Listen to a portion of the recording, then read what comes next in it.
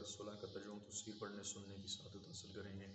اعوذ باللہ من الشیطان الرجیم، بسم اللہ الرحمن الرحیم۔ وَكَذَلِكَ أَنزَلْنَاهُ آيَاتٍ بَيِّنَاتٍ وَأَنَّ اللَّهَ يَهْدِي مَن يُرِيدُ۔ ترجمہ کنز العرفان۔ اور اسی طرح ہم نے اس قرآن کو روشن آیتوں کی صورت میں نازل فرمایا، یہ کہ اللہ جسے چاہتا ہے ہدایت دیتا ہے۔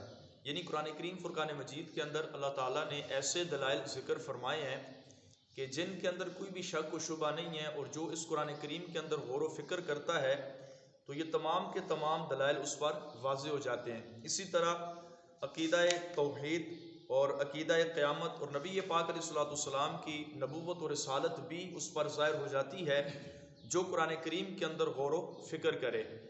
اور فرمایا کہ قرآن کریم فرقان مجید کے اندر غور و فکر کرنے سے اس کے تمام دلائل روشن اور واضح ہو جاتے ہیں، لیکن اس کے باوجود جسے اللہ چاہتا ہے ہدایت دیتا ہے، جس کو رب چاہتا ہے اس کے باوجود بھی ہدایت نہیں دیتا۔ تو یہ اللہ رب العالمین جل شانہ کا کرم ہے کہ اس خالق و مالک نے ہم سب کو بن مانگے ایمان جیسی دولت دی ہے، اور اللہ تبارک و تعالی نے ہمیں صراط مستقیم پر چلایا ہے کہ نبی پاک علیہ السلام خود موجود ہیں۔ آپ علیہ السلام کے ہاتھوں پر کثیر معجزات کفار مکہ نے دیکھے، لیکن اس کے باوجود بھی وہ ایمان سے محروم رہے، کیونکہ رب ہی نہیں چاہتا تھا کہ یہ میرے محبوب پر ایمان لے کر آئیں۔ اب ابو جہل نے سرکار دو عالم علیہ السلام کے کتنے معجزات دیکھے ہوں گے، شاید اتنے معجزات صدیق اکبر نے بھی نہ دیکھے ہوں۔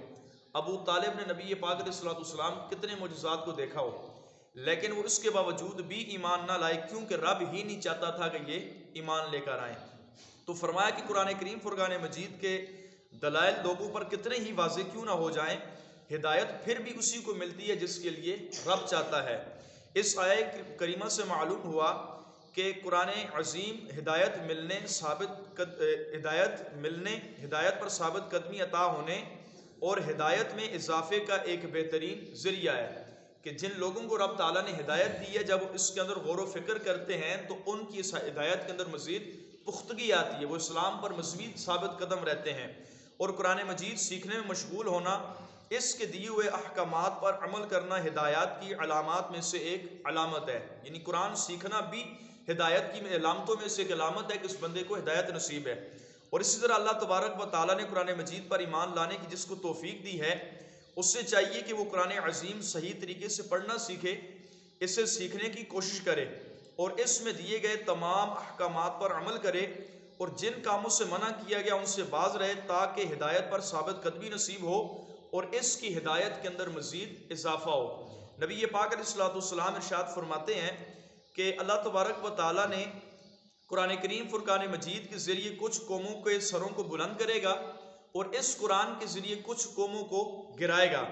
علامہ اسماعیل حقی اس حدیث پاک کی جو وضاحت کرتے ہیں، فرماتے ہیں کہ وہ لوگ جو قرآن کریم پر ایمان لائے اور انہوں نے قرآن کریم کے تقاضوں کے مطابق اس پر عمل کیا، اللہ تعالیٰ ان لوگوں کے سروں کو بلند کرے گا، اور جن لوگوں نے قرآن کریم پر ایمان لانے سے اعراض کیا اور اس کے احکامات پر عمل نہ کیا تو اللہ تعالیٰ ان لوگوں کو گرا دے گا۔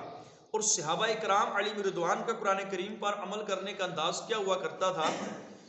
صحابہ کرام کا حال یہ تھا کہ وہ قرآن کریم کی 10 آیات بینات پہلے سیکھتے، 10 آیتوں کو پہلے پڑھنا سیکھتے، پھر صحابہ کرام 11ویں آیت کی طرف نہ بڑھتے کہ جب تک ان 10 آیتوں کے تمام تقاضوں کے مطابق ان پر عمل نہ کر لیتے۔ 10 آیتیں سیکھتے، پھر ان پر عمل کرتے، اور پھر صحابہ کرام آگے قرآن کریم کو سیکھتے۔ اور یوں ہی وہ تنگ دستی کے باوجود قرآن عظیم ایک دوسرے کو سننے سنانے کے اندر مشغول رہا کرتے تھے۔ جب صحابہ کرام کے حلقے لگتے تھے، کہیں مل بیٹھ کر بیٹھتے تھے، ہمارا حال تو یہ ہوتا ہے کہ 2 بندے بیٹھتے ہیں، تیسرے کی بات ہوتی ہے، صحابہ کرام کا انداز یہ نہیں ہوتا تھا۔ ان لوگوں کا حال یہ ہوتا تھا کہ وہ جب کسی مجلس و مجمع میں بیٹھتے تو ایک دوسرے کو صحابہ کرام قرآن سنایا کرتے تھے۔ ایک صحابی کہتا تھا مجھے اتنا قرآن یاد ہے، مجھ سے سن لیں، دوسرے صحابی پھر ان سے سنتے تھے، ایک دوسرے کو قرآن سنتے سناتے تھے۔ ابو سعید خدری فرماتے ہیں میں غریب مہاجرین کی ایک جماعت میں بیٹھا تھا جو نیم برہنہ ہونے کے باعث ایک دوسرے سے بامشکل اپنا ستر چھپاتے تھے، یعنی اتنا کم کپڑا ان کے پاس تھا۔ ہم میں ایک قاری صاحب قرآن کریم پڑھ رہے تھے کہ نبی پاک علیہ السلام تشریف لائے۔ جب سرکار دو عالم علیہ السلام ہمارے پاس کھڑے ہوئے تو قاری صاحب خاموش ہو گئے۔ آپ نے سلام کی ارشاد فرمایا تم کیا کر رہے ہو؟ ہم نے عرض کیا یا رسول اللہ ہم یہاں قرآن سنا رہے ہیں اور ہم غور سے اللہ تعالیٰ کی کتاب کو سن رہے ہیں. تو نبی پاک علیہ الصلوۃ والسلام نے ارشاد فرمایا تمام تعریفیں اس اللہ کے لیے ہیں جس نے میری امت میں ایسے لوگ بھی شامل فرمائے کہ جن کے ساتھ مجھے ٹھہرنے کا حکم دیا گیا. یعنی حکم دیا گیا کہ محبوب آپ کے غلام قرآن کریم سنتے اور سنا رہے ہیں، آپ بھی ان کے ساتھ مل کر قرآن کریم کو سنیں اور سنائیں. تو فرمایا یہ قرآن کریم سننے سنانے کا کتنا عظیم کام ہے. نبی پاک علیہ السلام نے فرمایا کہ اللہ تعالیٰ نے میری امت میں ایسے لوگ پیدا کیے کہ یعنی وہ ایسا عمل کر رہے تھے کہ جس کے سبب مجھے بھی ان کے ساتھ ٹھہرنے کا حکم دیا گیا. اللہ تبارک و تعالیٰ تمام مسلمانوں کو قرآن کریم کے احکامات پر عمل کی توفیق نصیب فرمائے اور تلاوت قرآن خلاق عالم ہم سب کو پابندی کے ساتھ کرنے کی توفیق نصیب فرمائے. آمین بجاہ النبی الکریم صلی اللہ علیہ وسلم.